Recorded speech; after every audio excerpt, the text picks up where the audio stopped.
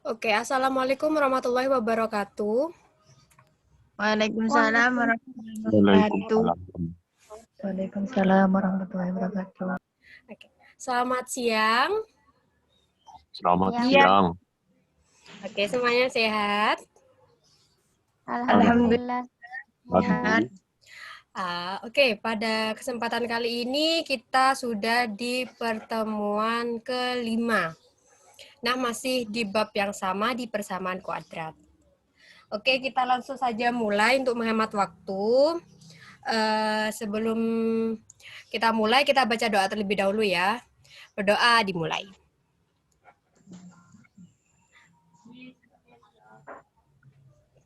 Berdoa selesai. Oke, hari ini semuanya masuk. Banyak yang tidak masuk, Bu. Oke, ya sudah. Mungkin masih proses ya. Kita sambil lalu langsung dimulai saja.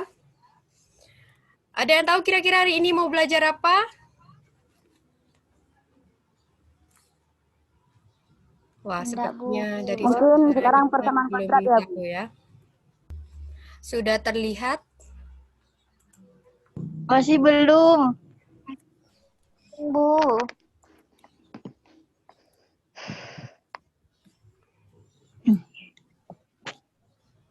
Sudah kelihatan. Sudah. Terlihat. Oke.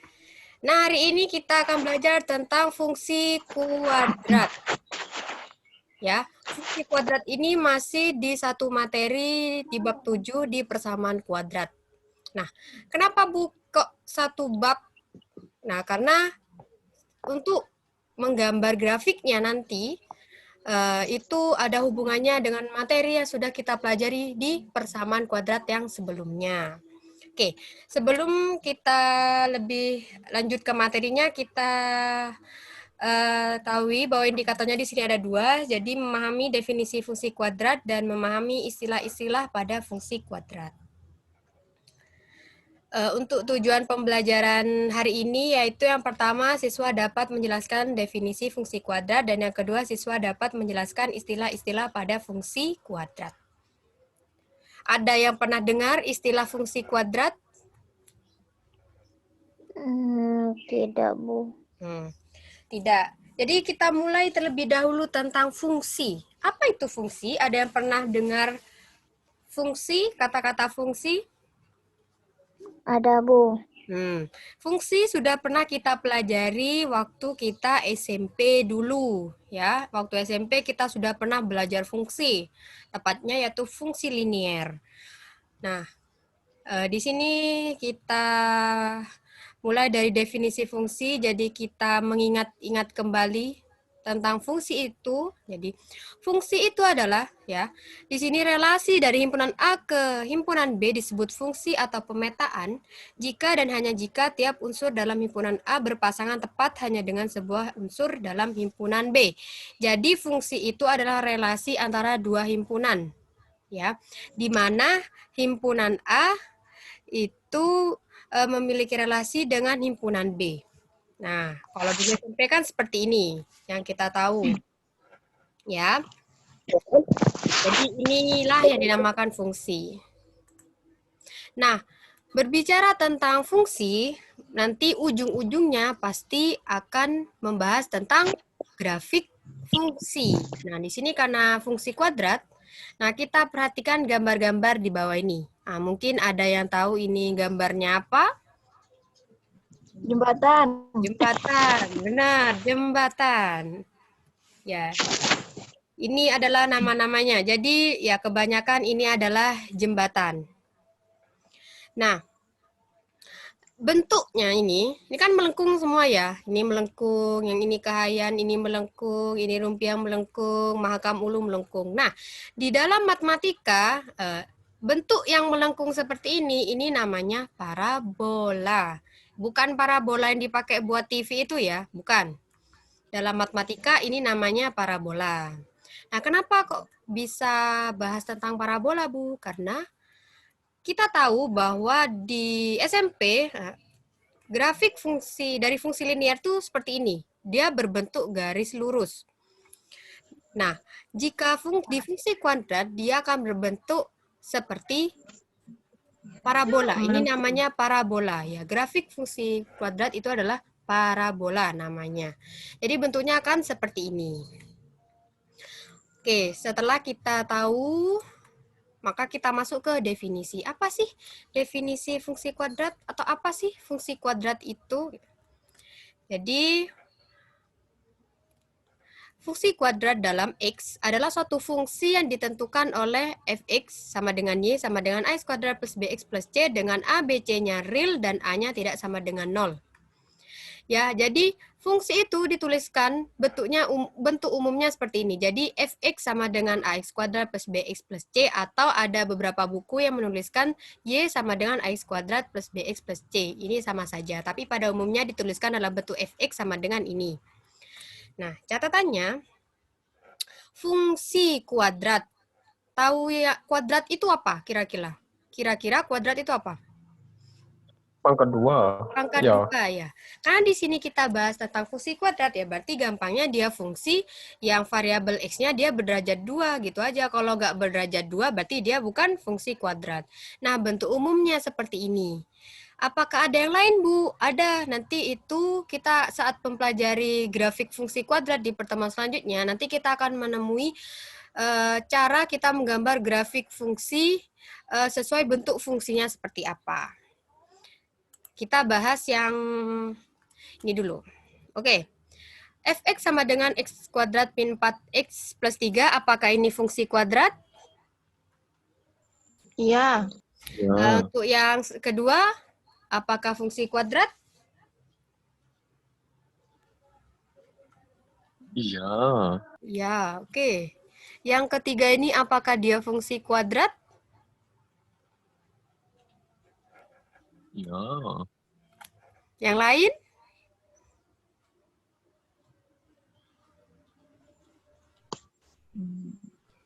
Wah, ini sepertinya kurang bersemangat ini. Ya, yang keempat, apakah dia fungsi kuadrat?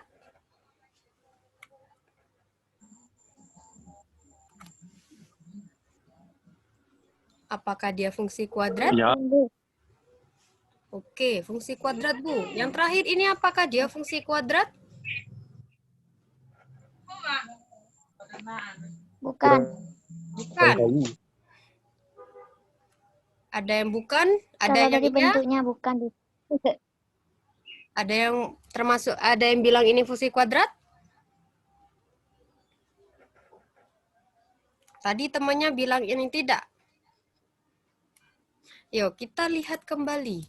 Fungsi kuadrat bentuknya seperti ini. Ya. X-nya dia sudah berderajat 2. Kenapa dia kok bukan fungsi kuadrat? Ya, yang terakhir ini dia termasuk fungsi kuadrat. Cuman posisi AX kuadratnya ada di belakang.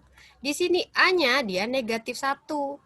Nah, B-nya di sini 4, C-nya di sini 8. Jadi yang ini masih tetap merupakan fungsi kuadrat. Paham? Paham, Bu, paham. Ibu lanjutkan. Ibu akan bahas tentang istilah pada fungsi kuadrat. Nah, istilah pada fungsi kuadrat ini akan berujung pada penjelasan istilah-istilah yang ada pada grafik fungsi kuadrat. Nah, kita mulai dengan daerah asal atau domain. Nah, domain dan kodomain ini adalah istilah yang sering kita temui saat kita SMP. Domain itu apa, Bu? Jadi domain itu adalah himpunan semua koordinat pertama dari pasangan terurut X, Y dan yang ada pada fungsi F. Nah, notasinya DF di mana anggotanya yaitu adalah X ya. Jadi gampangnya domain itu adalah semua X. Nah, gitu aja. Kemudian untuk kodomain, jadi daerah kawan fungsi dari A ke B didefinisikan sebagai seluruh anggota tanpa kecuali dalam himpunan A dan B. Jadi gabungan dari A dan B, himpunan A dan B itu adalah kodomain. Nah, tapi boleh juga di luar anggota A dan B, tetapi yang harus diutamakan yaitu adalah anggota dari himpunan A dan B. Boleh yang lain, tapi Ibu sarankan jangan terlalu banyak, nanti bukunya nggak muat. Jadi diutamakan aja himpunan A dan B, gabungan dari himpunan A dan B. itu adalah kodomin. Jadi jangan sampai salah antara yang namanya kodomin dan ring. Sering nih Ibu temui siswa itu kesulitan membedakan yang namanya kodomin sama ring. Jadi mereka anggap keduanya itu sama, padahal berbeda. Nah, kalau ring itu adalah himpunan semua koordinat kedua dari pasangan terurut. Jadi yang Y. Yang Y itu adalah ring. Jadi jelas berbeda antara kodomin dan ring.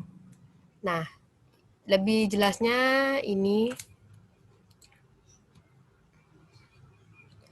di sini. Oke, ini kan tadi contohnya. Jadi domain itu adalah P. Semua P di sini ini adalah domain. Jadi 1, 2, 3, 4, 5 itu adalah domain. Nah, kodomain itu adalah yang key semuanya. Jadi 1, 2, 3 sampai 10 itu adalah kodomain semuanya. Ini adalah gabungan dari P dan key-nya. Nah, ringnya yaitu dia yang mempunyai relasi. Jadi 1 berelasi dengan 2. Jadi ringnya itu 2, 4, 6, 8, dan 10.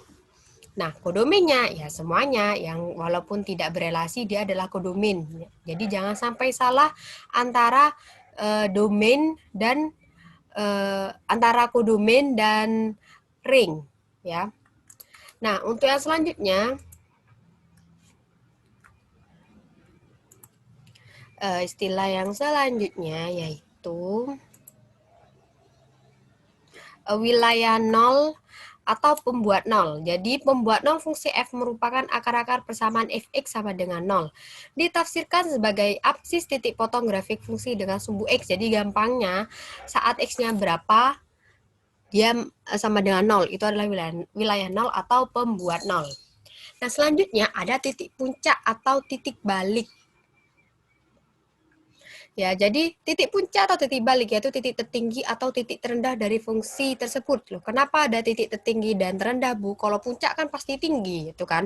Nah, di parabola nanti, di grafiknya itu yang berbentuk parabola, dia akan terbuka ke atas dan terbuka ke bawah. Jadi ada kemungkinan, makanya di sini ada titik tertinggi dan titik terendah. Nah, nanti ada hubungannya dengan nilai maksimum dan nilai minimum nanti. Kita bahas dulu sumbu simetri. Jadi sumbu simetri yaitu garis yang membagi parabola menjadi dua bagian sama.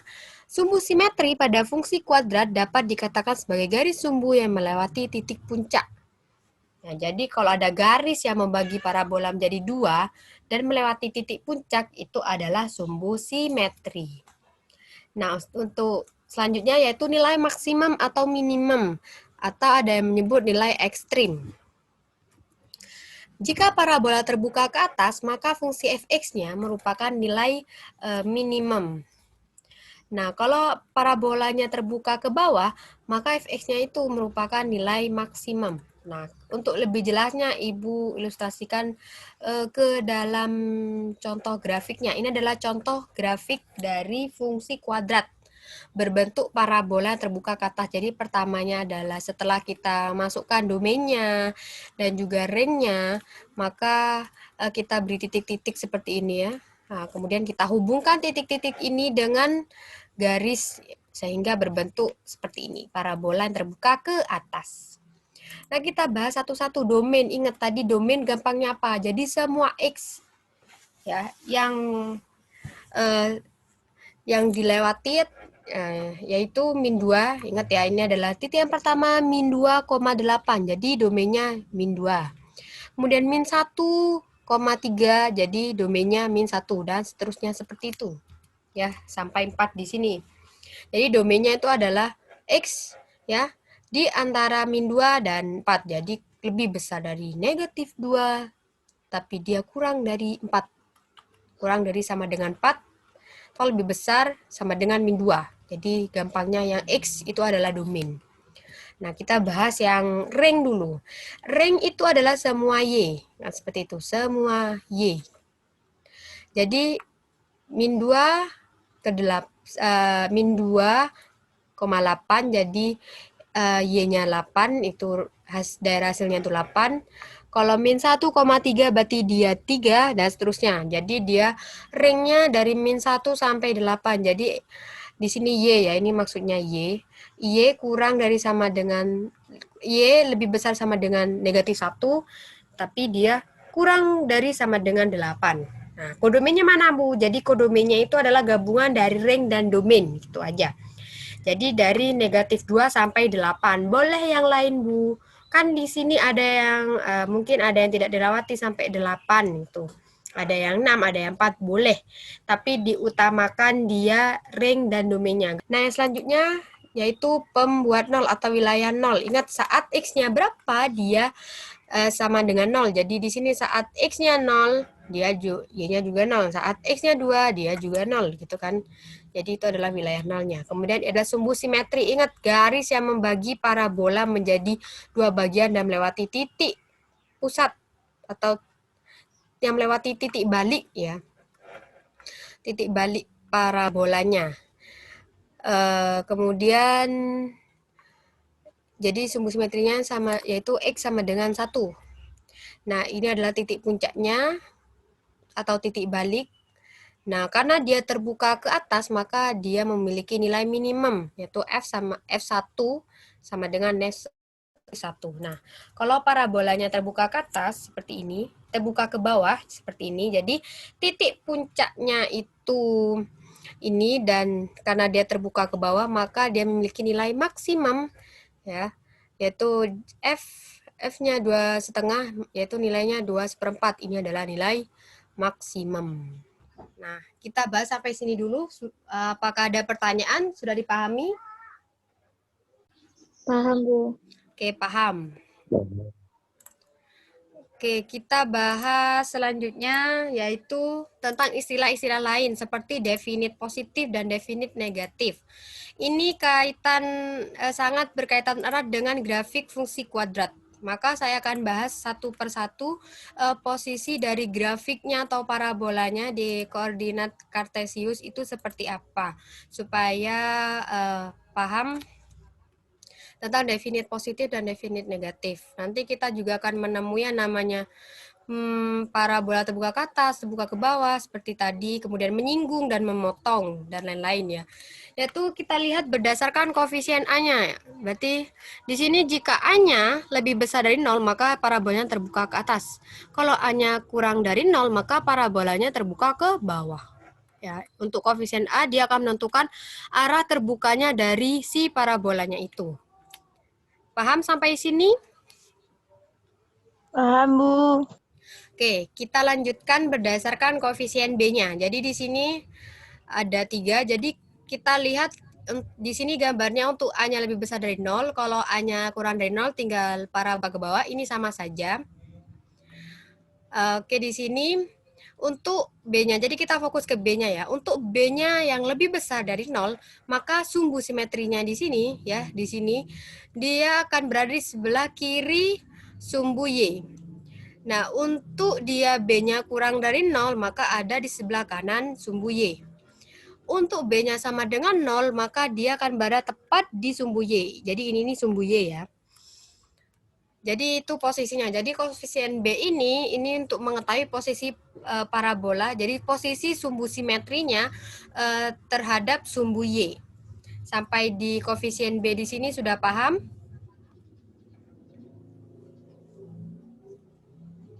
Sudah paham belum? Sudah paham. Oke, sudah paham. Nah, selanjutnya kita berdasarkan C. Jadi berdasarkan C-nya di sini, kita akan mengetahui posisi parabola terhadap sumbu Y. Jadi jika C-nya lebih besar dari 0, maka parabolanya dia memotong sumbu Y di atas titik pusat. Titik pusatnya kan ini. Nah, kalau C-nya lebih besar dari 0, maka dia akan memotong di sumbu Y di atas titik pusatnya, seperti ini. Kalau terbuka terbawah seperti ini. Yang selanjutnya jika C-nya sama dengan 0, maka dia akan tepat memotong di sumbu Y di titik pusatnya, seperti ini. Jika C-nya kurang dari 0, maka parabolanya dia memotong sumbu Y di bawah titik pusat sumbu X. Nah, seperti ini. Sampai di C-nya paham? Masih paham, Bu. Oke, kita lanjutkan berdasarkan diskriminan. Diskriminan ini sudah kita bahas di persamaan kuadrat. Ada yang ingat rumus diskriminan itu apa? Ayo, ada yang ingat? Udah lupa. Aduh, lupa. Yuk, kita ingat lagi, ini diskriminan yang kita ketahui di persamaan kuadrat. Jadi, diskriminan itu rumusnya B kuadrat min 4AC. Jadi, berdasarkan diskriminan ini terhadap sumbu X. Jika A-nya lebih besar dari 0 dan diskriminannya lebih besar dari 0, maka parabola terbuka ke atas seperti ini dan memotong sumbu X di dua titik yang berlainan. Jadi, dia akan memotong di sumbu X di dua titik yang berlainan. Untuk dia A-nya kurang dari 0 dan diskriminannya lebih besar dari 0, maka terbuka ke bawah. Sama saja memotong di dua titik yang berlainan.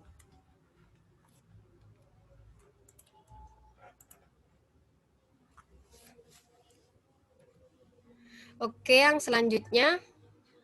Berdasarkan, kalau A-nya lebih besar dari 0, diskriminannya lebih besar dari 0, nah dia akan menyinggung sumbu X. Jadi dia tidak akan pernah negatif.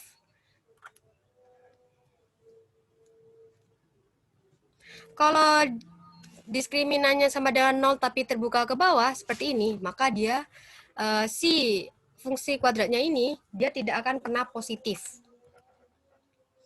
Nah, yang terakhir, nah ini definite positif. Apa definite positif? Yaitu jika A-nya lebih besar dari 0, dia dan diskriminannya kurang dari 0. Tidak memotong, tidak menyinggung. Jadi dia ngambang. Ya, ini namanya definite positif. Ngambang di atasnya sumbu X. Nah, kalau definite negatif, dia tenggelam di bawahnya sumbu X. Itu gampangnya. Jadi kalau A-nya kurang dari 0, diskriminannya kurang dari 0. Itu adalah definite negatif. Nah, gampang kan? Sudah paham? Udah paham? Oh, udah tidak ada suara, jadi Ibu Paham. anggap paham. Nah, jadi kesimpulannya gampangnya fungsi kuadrat itu adalah fungsi yang variabel X-nya dia berderajat 2. Jadi gak usah pusing-pusing apa itu fungsi kuadrat, jadi gampangnya itu. Nah, di sini kalau A-nya lebih besar 0, dia buka ke atas. Kalau kurang dari 0, dia putar bawah. Dia kebuka ke bawah. Itu. Kalau B-nya lebih besar dari 0, dia sebelah kiri. Kalau kurang dari 0, sebelah kanan parabolanya. Terus kalau sama dengan 0, dia tepat di sumbu Y. Nah, ini juga C-nya sama. Jadi gampangnya kalau C-nya lebih besar dari 0, dia memotong sumbu Y di positif. Kalau dari 0, dia di negatif. Kalau sama dengan 0, dia tepat di titik pusat. Diskriminannya lebih besar dari 0, dia akan memotong sumbu X seperti ini. Kalau diskriminan sama dengan 0, dia akan menyinggung. Kalau kurang dari 0, dia akan mengambang. Jadi tidak memotong dan tidak menyinggung. Jadi ngambang aja. Itu. Mudah ya? Udah paham? Sudah paham. Oke. Karena sudah paham, waktunya juga hampir habis. Untuk pertemuan selanjutnya, nanti kita akan bahas tentang cara menggambar grafik fungsi kuadrat. Ya. Nanti dibaca-baca. Untuk tugasnya cukup saja rangkum materinya tadi, buat dengan sesingkat mungkin sesuai pemahaman kalian. Ya sudah itu saja. Terima kasih atas perhatiannya semuanya. Selamat siang, Ibu ucapkan terima kasih. Ibu akhiri ya. Sudah tidak ada pertanyaan? Ya, Ibu. Ya, Tidak. Bu. Belum ada, Ibu Bu. akhiri ya. Terima kasih. Assalamualaikum warahmatullahi wabarakatuh. Waalaikumsalam. Waalaikumsalam warahmatullahi wabarakatuh. Waalaikumsalam warahmatullahi wabarakatuh.